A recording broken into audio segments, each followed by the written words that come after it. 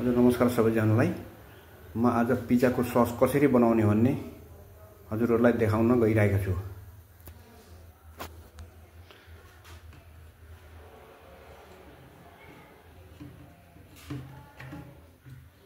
एउटा कराईमा 2 टेबलस्पुन जति तेल हाल्नुस्।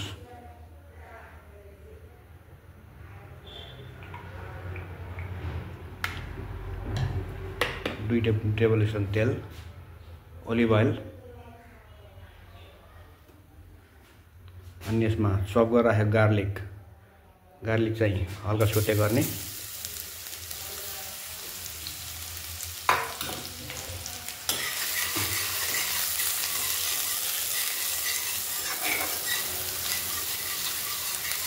हल्का सोटे गरिदिनु होला।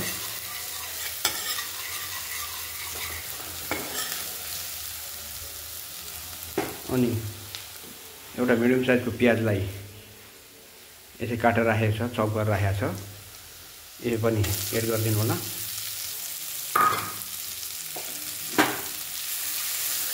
यसलाई पनि राम्रोसँग चलाएर यसलाई पनि गोल्डन ब्राउन हुँदासम्म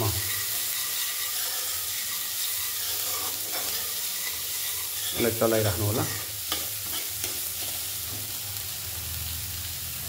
तेल अलिकति सायद कम भयो जस्तो लाग्छ मलाई हैन, थोरै तेल चाहिँ थप्दैछु यसमा।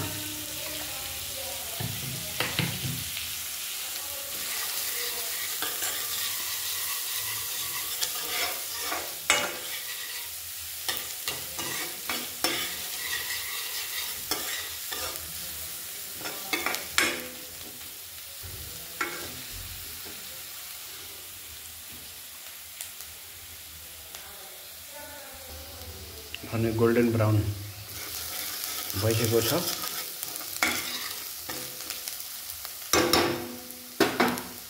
अब यसमा यो टमाटर 5 देखि 6 पिस टमाटर, लगभग आधा केजी टमाटर पिसेर छानेर राम्रोसँग बियाहरू छानेर यहाँ प्युरी बनाएर राखेको छ, यो एड गर्दैछु यहाँ। यी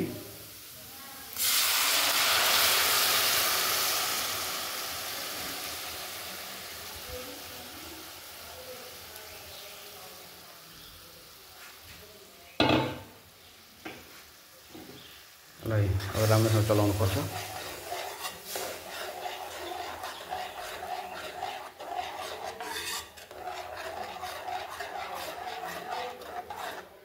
यसलाई राम्रोसँग पाक्न बोइल हुन दिनुपर्छ यसलाई। अब यसमा तेजपत्ता, बे लिप्स भनिन्छ नि, तेजपत्ता 3 तेजपत्ता राख्दैछु यहाँ, चलाइदिनु।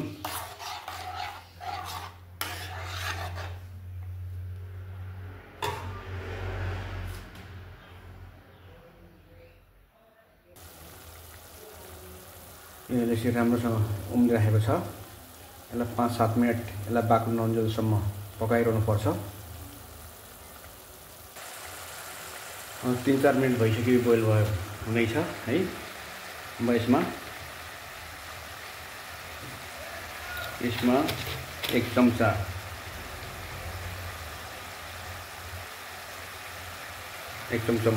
गुलियो हल्का स्विटनेसको लागि चिनी चाहिँ हाल्दैछु र स्वाद अनुसार नुन लगभग आधा चम्चा नुन हाल्दैछु।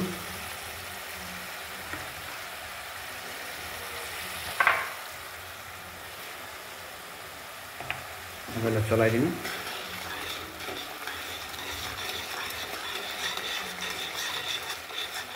राम्रोसँग पाक्नुपर्छ। टमाटर यो चाहिँ गन्ध स्मेल चाहिँ हराउनुपर्छ।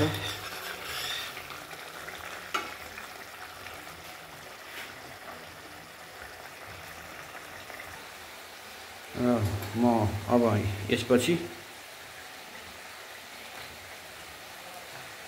लगभग सानो चम्चाको आधा चम्चा मरिचको धुलो हाल्दैछु।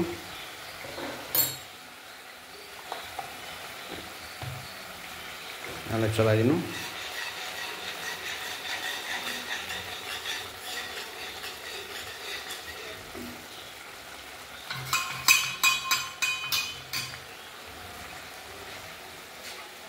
अनि हल्का थिकनेसको लागि अलिकति कर्नफ्लावर आधा चम्चा जति कर्नफ्लावरलाई घोलेर थिकनेसको लागि यसरी हाल्न पनि सकिन्छ। अप्सनल हो यो।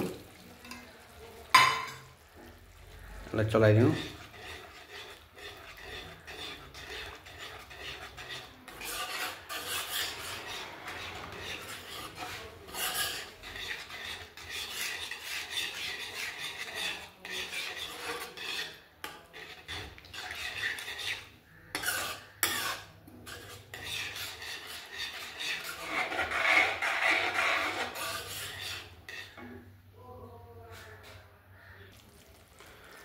अब यसमा यो थिकनेस भइसकेको छ। यसमा म आधा चम्चा ओरेगानोको पातहरू, ओरेगानो लिप्स हालेर राम्रोसँग मिक्स गर्दैछु।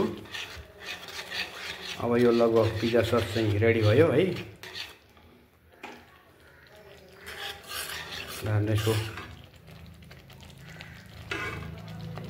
यसको बनावट हेर्नु, यस्तो थिकनेस चाहिँ हुनुपर्छ। पिज्जाको डोमा लगेपछि राम्रोसँग समाउनु पर्छ। यो बगेर बाहिर जानु हुँदैन। यो लगभग रेडी भइसकेको छ।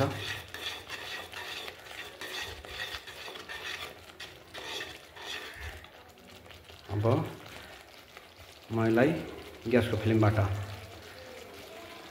बाहिर निकाल्नु अथवा अफ गर्दैछु।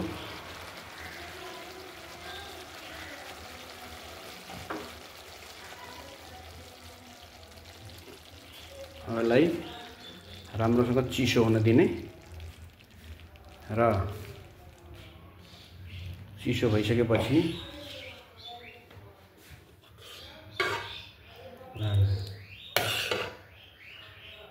एउटा प्लास्टिक कन्टेनर अथवा कुनै सफा भाँडामा राख्न सकिन्छ। यो फ्रिजरमा 1 हप्तासम्म प्रयोग गर्न सकिन्छ। हजुरले ध्यान दिएर हेरिदिनु भएकोमा सबैलाई मुरी धन्यवाद। यो मेरो च्यानल सब्स्क्राइब र सेयर गर्नको लागि हार्दिक अनुरोध गर्दछु। धन्यवाद।